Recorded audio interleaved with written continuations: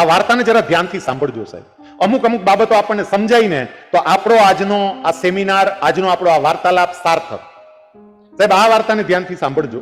એક ગામ હતું અને એ ગામના પાદરમાં એક આંબો હતો, આંબો, કેરીનું ઝાડ. એક બાળક રોજ આ આંબાના ઝાડ પાસે રમવા માટે જાય. એને ગમે આંબો, એટલે બાળક આંબાના ઝાડ પાસે રમવા માટે જાય, આંબા ઉપર ચડે, આંબા ઉપર ચડીને કેરીઓ ઉતારે, કેરી ખાય, થાક લાગે, આંબાના છાયામાં સૂઈ જાય, પાછું ઘરે આવતું રહ્યું. બાળકને મજા આવે. આંબાની મજા આવતી હતી, રોજ પેલું બાળક રમવા આવે. પછી અમુક સમય થયો એટલે બાળકે ત્યાં આવવાનું બંધ કરી દીધું. પેલો આંબો બિચારો રાહ જોવે, આવશે આવશે આવશે, દેખાય જ નહીં બાળક. અચાનક અમુક વર્ષો પછી એ બાળક ત્યાં દેખાયો, આંબો ઓળખી ગયો. આંબાએ તરત પૂછ્યું, બેટા બેટા તું દેખાતો કેમ બંધ થઈ ગયો? તો હું તો તારી રાહ જોતો હોય, તું કેમ નહોતો દેખાતો? અને એ વખતે પેલો બાળક કે હવે મેં ભણવાનું ચાલુ કર્યું, હું ભણવા જાઉં છું સ્કૂલે, એટલે મારી પાસે ટાઈમ થોડોક હોય. પેલા તો નવરો હતો એટલે તમારી પાસે આવતો, પણ હવે સ્કૂલે જાઉં છું, મારી પાસે ટાઈમ ન હોય એટલે હું કેમ આવું? આંબો કે તો પછી બેજા આજે બેટા અચાનક કેમ આવ્યો આટલા વર્ષ પછી?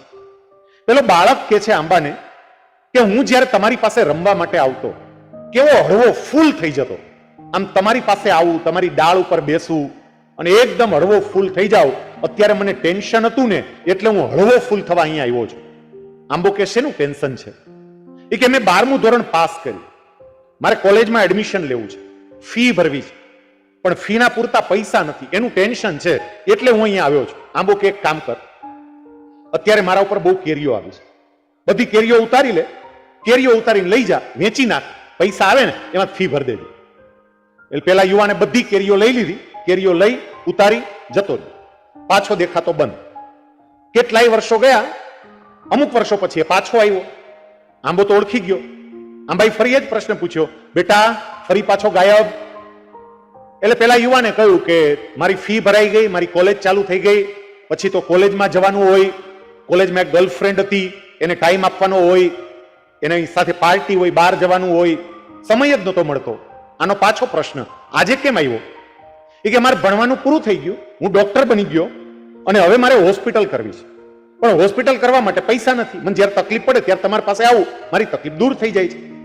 આંબો કે એક કામ કર, મને છે ને હવે કેરીઓ તો નથી આવતી કારણ કે મારી અવસ્થા થઈ છે, પણ મને કાપી નાખ, મને કાપીને મારી બધી ડાળીઓ લઈ જા, એ લાકડું વેચી નાખજે, એ લાકડામાંથી તારી હોસ્પિટલ બનાવજે, ઘર બનાવજે, તારે જે કરવું એ કરજે, પણ મને કાપી નાખ.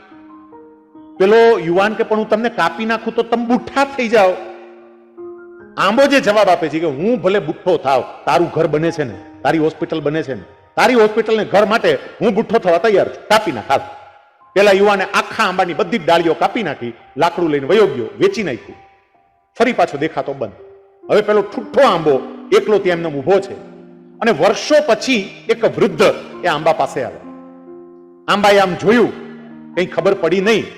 આંબાએ વૃદ્ધને પૂછ્યું, ભાઈ આપ કોણ? એટલે એ વખતે પેલો વૃદ્ધ કહે છે કે તમે મને નહીં ઓળખી શકો, હું જ્યારે નાનો હતો ને ત્યારે રમવા માટે અહીંયા આવતો, તમારી ડાળીઓ પર ચડતો, કેરીઓ ખાતો, થાક લાગે તો તમારા છાયામાં સૂઈ જતો. મારે જ્યારે કોલેજની ફી ભરવાની હતી ને ત્યારે તમે તમારી કેરીઓ ઉતારીને આપી હતી. મારે મારી હોસ્પિટલ બનાવવાની હતી, ઘર બનાવવાનું હતું, ત્યારે તમે તમારી બધી ડાળીઓ કાપીને આપી હતી. હું એ જ છું.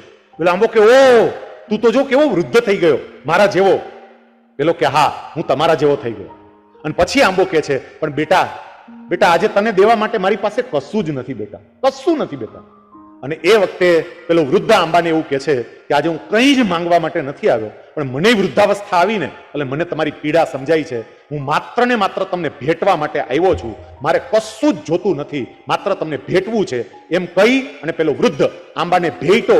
અને આંબાને ભેટતાની સાથે જ આંબામાં નવી 2 કૂપણ આવી, નવા 2 પાન આવ્યા.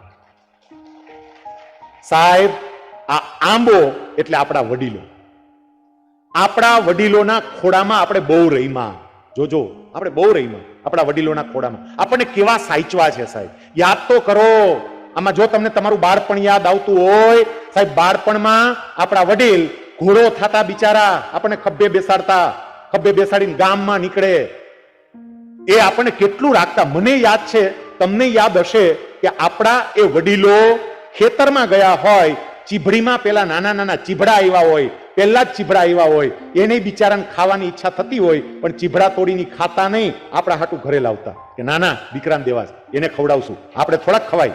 યાદ છે આપણી બા કામ કરવા માટે ખેતરમાં ગઈ હોય, સાંજે પાછી આવતી હોય, આ શિયાળાનો સમય હોય, બોરડીમાં બોર આવ્યા હોય અને ઉતાવળ હોય તો થોડાક બોર તોડે અને પોતાના સાડલામાં બાંધી દે, એ ના ખાય, ઘરે દીકરા માટે લાવે. સાહેબ આપણા માતા પિતાએ આ બધું કર્યું. આપણા એ જ માતા પિતાએ જેમ કેરીઓ આપી દીધી એમ પોતાની જે કંઈ પણ સંપત્તિ હતી આપણને ભણાવવા માટે આપી, આપણને આગળ વધારવા માટે આપી. આપણા ધંધા માટે એને પોતાની ડાળીઓ કાપી નાખી, મતલબ કે એને પોતાની જમીને વેચી નાખી કે જા શહેરમાં તારું ઘર બનતું હોય તો અમે આ જમીન વેચવા પણ તૈયાર છીએ.